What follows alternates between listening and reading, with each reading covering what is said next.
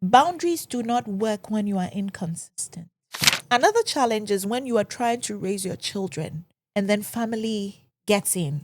Religion is another hurdle we have to find a way to overcome. At every level, you can really engage your kids. As an African parent, sometimes it can get irritating. We are not used to it. Or you grew up in a time where they will tell you because I said so. So, as a parent, what's the toughest conversation as far as boundaries are concerned, or boundaries is concerned, that you've had with either your child or maybe a student? I think that it has to do with I just wanna live in the sermon. I can't put none of it to work. At what point in time is it okay to involve our children in setting the boundaries? And, when you involve them and they have suggestions that do not align with what you, the parent, you want, how do you go about ensuring that there is that kind of meeting of, minds? Okay, thank you. That's another good question. At every level, you can really engage your kids. Okay, so it can be toddlers. Blue shirt, green shirt, which one do you want to wear? You've given them choice. But within two. Right? Orange, apple, which one do you want to have? That's a little child. Say orange or apple or whatever. Yeah. Don't always say, eat the banana, eat the banana. Give them a little bit choice. That's right. Even as adults, it's not all of us who like apples. It's not all of us who like bananas. Give them just a little choice. Now, you know what that choice does? It builds trust. Because they trust that, when I said blue shirt, Ma gave me the blue shirt.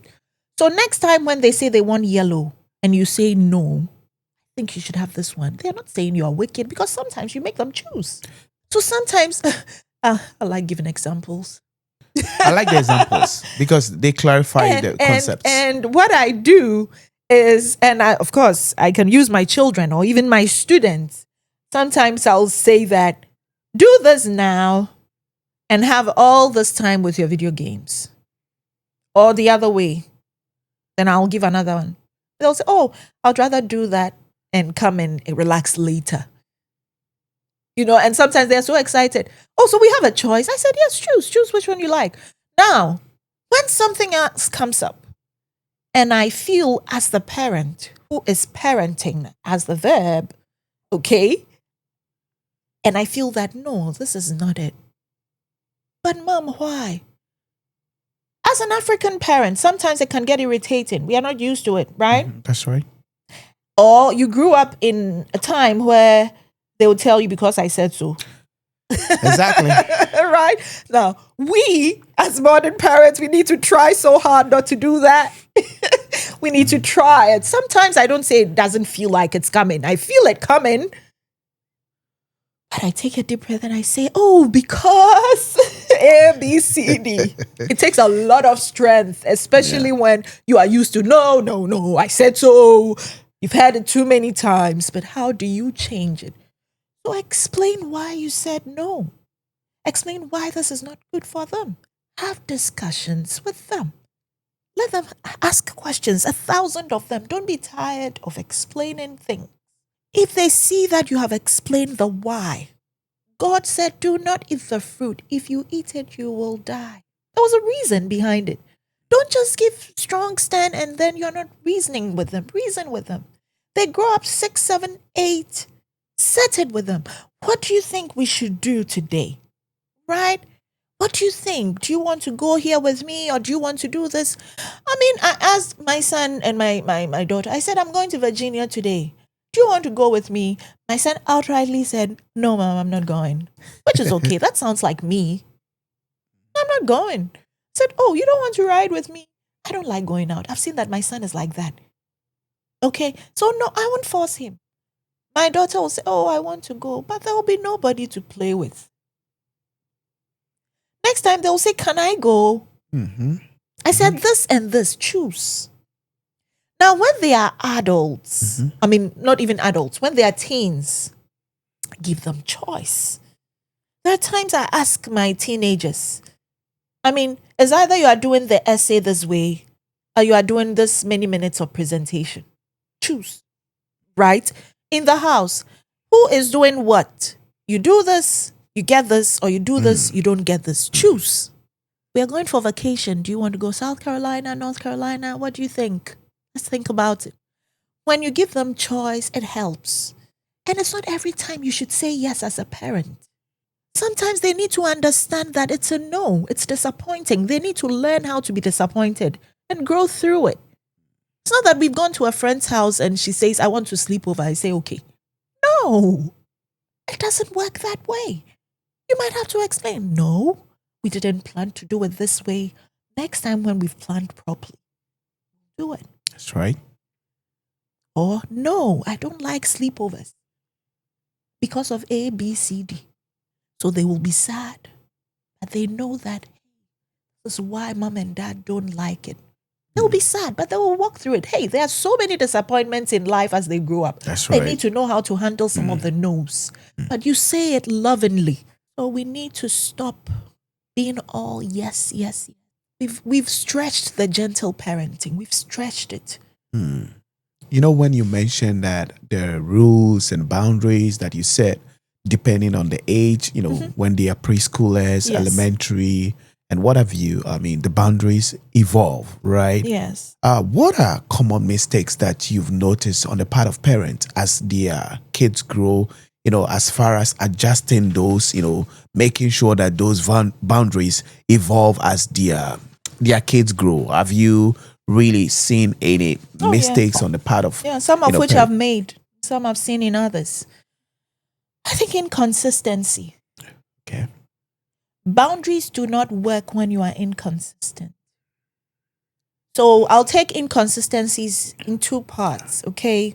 The first will be you being inconsistent. So let me use the bedtime 8:30 weekdays. Today 8:30 is fine. Tuesday they come and say, "Oh, mom, can I sleep at 9?" You say yes. Tomorrow, can I sleep at 10? You say, what are you doing? You're confusing the child.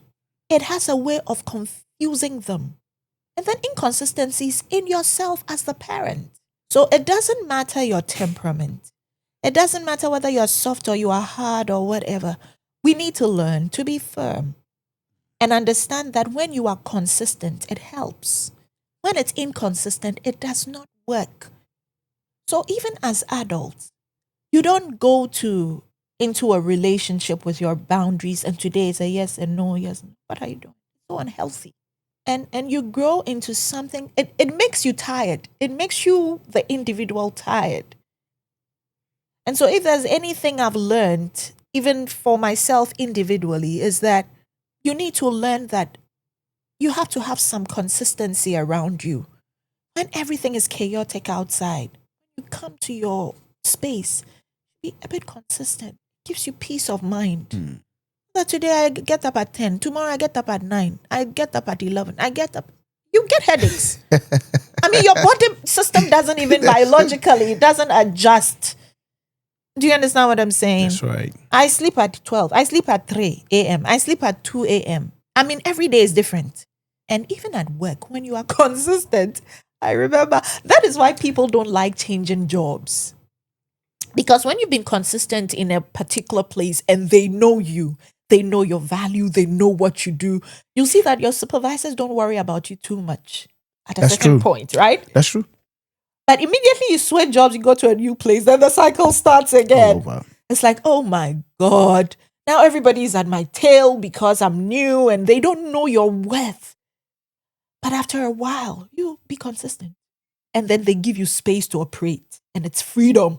That's when you enjoy. So inconsistencies is one of them. And then I think that sometimes we don't model it. Okay, we don't model it as the adults. Children learn best through seeing. And that's why we model things to them. How we speak, how we talk, how we dress, how we relate with people. Right from their childhood, they are watching. You have no idea. They do what you do. They step in your shoes. They are watching. And so we need to model. You cannot tell them to do A when you're doing B. And many of us will say, hey, don't cuss at somebody. But we do it as parents. Don't use bad words. We do it as parents, right? We are not showing love and empathy to them, and we expect them to do it to others. They cannot do it. So it's important that in our training children with boundaries, we as the adults, we should have boundaries and we should live by those boundaries. Do it so much that they know. Sometimes my children are looking for me. Okay, they're looking for me, but they come and they see that I'm doing something that needs a lot of attention. Once they see that, they know, I cannot disturb at this time. But some homes, children don't care. They're all over the place. They don't care what the mother is doing, my father is doing. They need it now. But if you haven't modeled it to them, if you haven't showed them, you say they should knock when they're coming to your room. You knock when they're going to their room. That is their boundary. You see, so if we don't model it, that also becomes a challenge. It's almost like you're a hypocrite. You tell me to do something you don't do. Really? So that is one thing.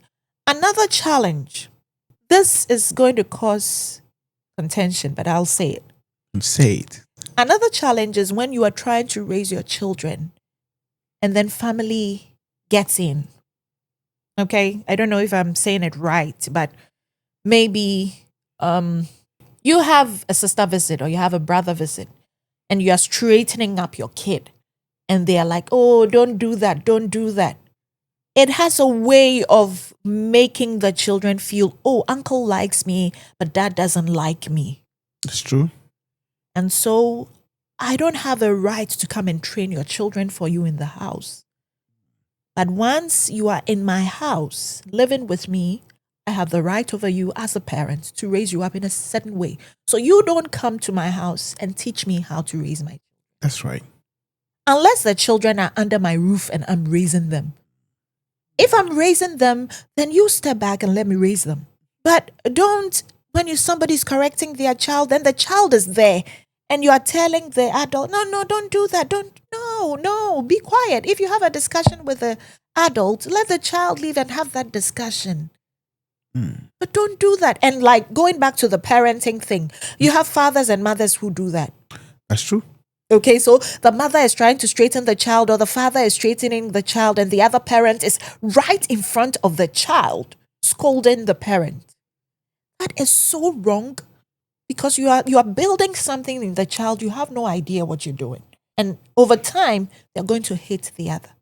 So another challenge is just getting somebody who doesn't even know how your house operates, stepping into, it just brings confusion. Another contrast, another one will be religion.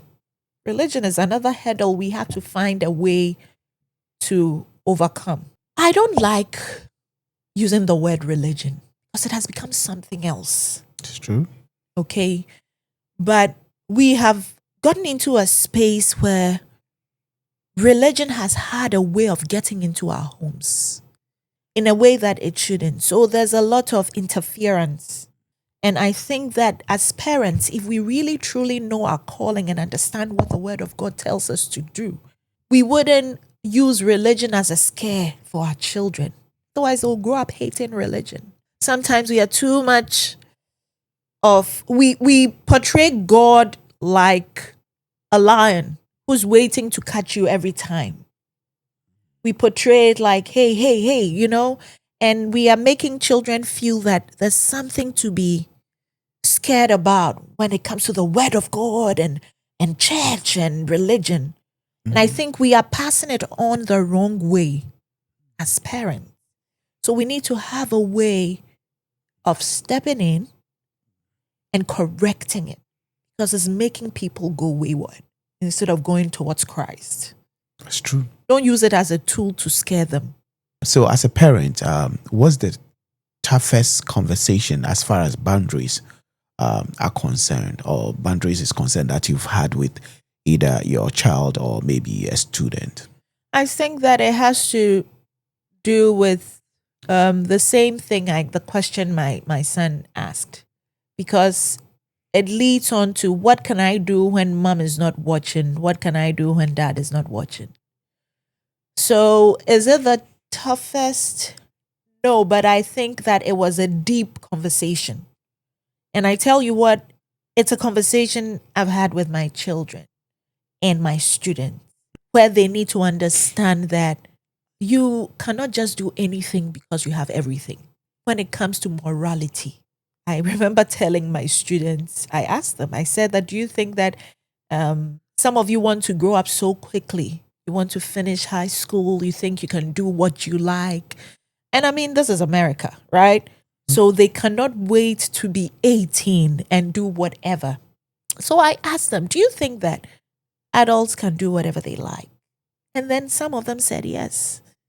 Then some of them thought about it a little and said no.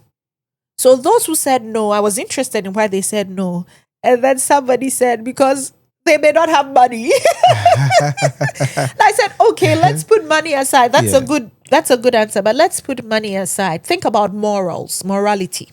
And then now they started thinking deeply. I said, have you seen that when you grow up and you get committed to a relationship, a marriage, a job? I said, don't you think I'm an adult? They said, yes. I said, do you think that when I come in here, I can do what I like, right? Because I'm not always evaluated. I'm evaluated 2 or 3 times in a whole year. I can do whatever I want. I said, do you know why I do that? Because I have an authority over me. And so whatever I do, I think about it that if my supreme authority is looking at me, will he be pleased with me? That is why I don't come 90 minutes and then I don't do anything with you. We just sit around. I can do that and go scot-free with my earthly bosses. But how does it sit with me in my conscience as a Christian? That's right. How does this thing sit with me? So you are growing up, you're going to get married. You get married, you stay committed. What do you think stops another person from not committing adultery or doing whatever? Do you think they're just strong and so they decide not to? It's their supreme being, authority that they have that, hey, I have freedom. I'm an adult. I'm married. I pay my own rent. I do what I like, but I don't do all the wrong things. So you have a barrier. I mean, we are adults. If we want to do whatever, we can do it. But we always have a limit.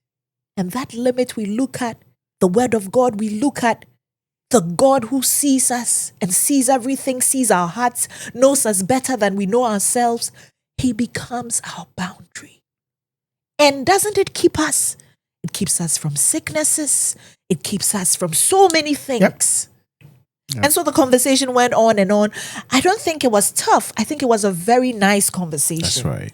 And then I know that as my children grow up, we'll get into other topics that are age appropriate, right? So it opens up to other things. I mean, they ask me about nicotine. They ask me about all the things they hear and see around. They ask me, so why shouldn't we cuss? They ask me, why shouldn't we watch that thing? We have those chats.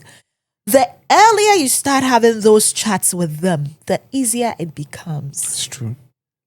No matter how hard or complicated, they gradually understand it and they link it. Everything has a foundation. So they are able to link it, they are able to grow through it and work through it. One of the things you mentioned is how sometimes external influences can clash with the boundaries that we set for our own kids. How do you handle situations like that? You need to be firm, polite but firm, and let them know that, please, when it comes to this, I want to handle it as a parent. You tell them that when it comes to this, please don't say that to my child. I know people who don't believe in sleepovers at all, because you can have siblings who were raised up in the same home, same parents, but their ideas are very different. That's so true. When it comes to child rearing, right? And so there are people who don't believe in these things, and so for them, they say no sleepovers in this space. We don't do it. Yes, my family is my family. I love them, but I don't do this. They have found a way. And it works for them. I know one amazing family in North Carolina. Beautiful children. daughter is in medical school, son is in college, another son is finishing high school, probably finished now. One day I asked her, I said, how have you been able to live in this America for nearly 30 years and you have children like this? Wow. The first thing she said was, God. Said, God. But the second thing is, I don't believe in sleepovers. I said, I don't want them to go and pick anything that I don't want to raise them up with. But they go to school. So I'm putting my foot down and training them and parenting them. But these external things that will come in and disturb them and confuse them, I have a way of nibbling it in the bud. So if it's you talking to another parent, be polite and talk to them. And that's a boundary. So when boundaries, you have boundaries and there are consequences to them, and crossing those boundaries and your child crosses the boundary, how do we, find a balance between the punishment we met out to them and also, extending grace? Okay, so you've discussed it. They know that everything has a consequence, either good or bad, right? So because you've discussed it, you are being proactive and not reactive. And I know sometimes we are reactive as parents. I have been reactive as a parent. And every time I've been reactive, it didn't go so well. And so I remember one of the last ones, I reacted very badly. And when I finished, I think I was frustrated too. When I finished, I just went to hide and I cried. And I said, God, I'm sorry. I said I wouldn't do this thing again, ever again. And I did it and I'm sorry. So parent guilt comes in and everything. And so Lord, help me. But you see, what I failed to do then was to really met out the right consequence. Are you giving them a consequence to shame them? No. It has to be thought about. If you are proactive, you will add grace to it as a Christian parent. That's right. If you are reactive, sometimes you forget and you act in the spur of the moment. You will hit when you don't have to hit. Or you will do something say something and you can't take it back. So that's why we need to be proactive. When they do this, what do you do next? If it is there, then you know.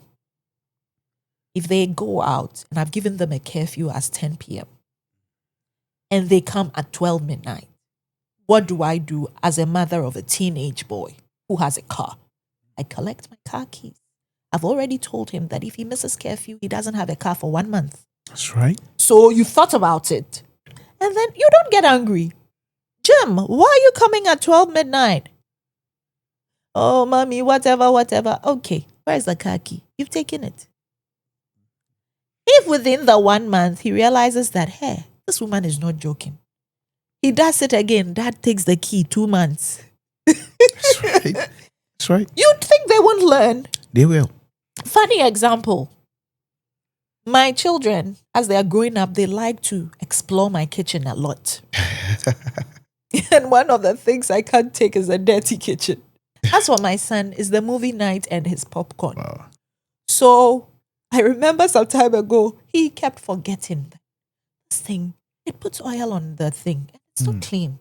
Mom doesn't like it. The fact that she doesn't like it is one thing, but it is also not clean. Right? Mm-hmm. So I'll go and see. Why is that? Oh, Mom, I forgot. And he will do it. I'll say again.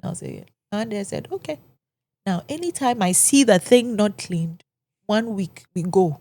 Oh, Mom, I beg you. So the first time, 1 week, he begged and begged. I said, no, I told you. Remember I said it? You know what he said? He said, yeah, I think I deserve it. Wow. It didn't happen anymore because he knows that this woman is serious. I do A, I get That's A. right. I do B, I get B. There are consequences for our action. So that's why we need to be proactive and not reactive. We are proactive. We add grace to it, right? That's right. And we know we are not punishing them to hurt them or to shame them. Because I know some parents who strip their kids and lash them. I had a mother telling me, and I was so sad. So out of anger, you'll do the wrong thing. So rather plan it, be proactive. That if the child lies, what happens? What am I going to tell him? What is he going to miss?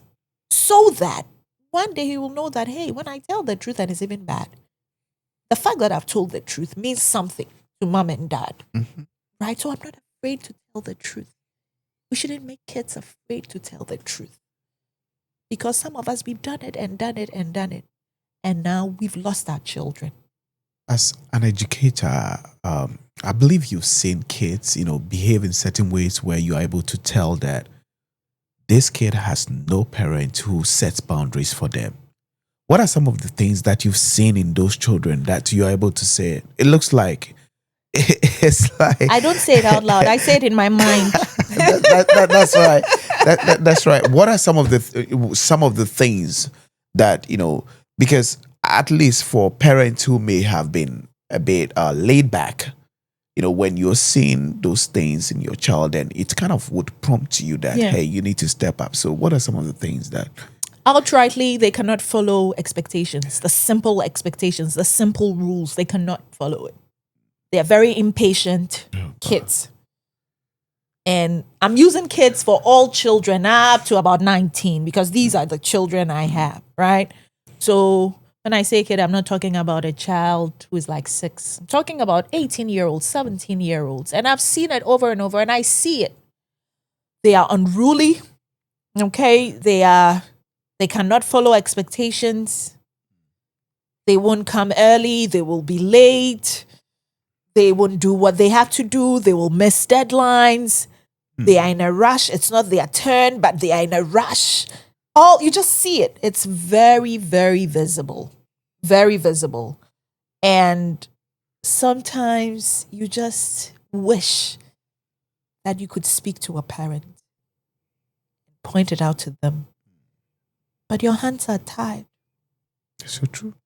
Right? So you can only pray for the child, or because they are in their space, you'll have chats with them. And I've had several chats with kids like that. To some, I've seen improvements. To some, they need more than just their teacher. They need a parent at home. In our present day and age, you would agree with me that it's really tough for parents, especially trying to juggle between work, home, and other things. It can get so tough that parents really sometimes don't get enough time. Although they set the boundaries, they are not there to ensure that those boundaries are not crossed. What advice would you have for such parents? Parenting is tough. It's tough. We all make mistakes. Everybody is struggling. There's nobody who is a perfect parent. About a month ago, I heard a mother say that God, who is our model, who has taught us everything that we think if we follow it will work out. God, our God, he had Adam and Eve to deal with. That's so true. So don't true. worry. But now let me get serious. Now what I want to say is that if you've trained them with the boundaries, trust should have a place. If you do helicopter parenting, it's not going to work. You know what helicopter parenting is? You are all over them watching. It doesn't work. Okay? They will look like it's working when they are with you. When they are out there, it will be something else. That's right. So I tell parents every time, know your children. If you are giving them the boundaries and you are trusting them, sometimes let them make the mistakes and suffer from the mistakes. That alone teaches them something. It puts them on the right track. Work with the teachers of your kids. Make them your friends. I have seen in my years of education that parents who have made the teachers of their children, I mean, not friends that you are sitting and drinking with or having a meal with, no. But let the teachers know that you are involved. When the teachers call on you, respond. Because you don't know what is happening there. Most of their life is in school. That's true. You have no idea what is happening. They see, they know, they are watching. If you give them the go ahead to really mentor your kids and keep an eye on them, they will do it. Because especially in this modern world, teachers, their hands are tied. Sometimes they watch and they're quiet. Nobody wants a lawsuit on their back. It's true. But if they know that, look, my father and Mr. Lai, I can't misbehave. It puts some fear. You know how we fear God? Mm-hmm. The reverence Yep. kind of fear. That's right. Put some reverence in them. Not because when they see you, they're running away, but because of respect. Respect for my father and my mother. Respect for this adult. The last one, I said 2, I'll say 3. Look, it's God. Pray for your children like you pray for a job. Pray for your children like you pray for your future. Because I have seen children who have also grown up in good homes go wayward. And if you are listening to us and you don't have children now, this is the right time to pray for the unborn children. Pray for them. Prophesy over their head. Look, pray for them like your life depends on it. Because one thing you don't want to have is a child who has become something else. It can be heartbreaking. But that doesn't mean you shouldn't parent. Parent. Do you have any final words for my audience? My final words would be that let's pray for our children. I don't know how else I would say it. But after you've done everything you have to do as a parent, don't think that that's all it depends on. And I pray that as we do this and walk in this calling, God blesses us too. God bless us all. Thank you so much, Kukwa, for coming. My final word to you is that, just going to re-echo what she mentioned. As she was, she brought in the God factor. What came to mind is that the race is not for the swift, neither is the battle for the strong. It's only God that grants grace. So as we implement all these strategies and wisdom nuggets, like she mentioned, let's continue to pray for our children. And if you are out there watching us and there are other things that you believe that we left out that you think that you want to share, feel free to put it in the comments. Until we meet again, God richly bless you. I just wanna give in this sermon. I can't put none of it to work.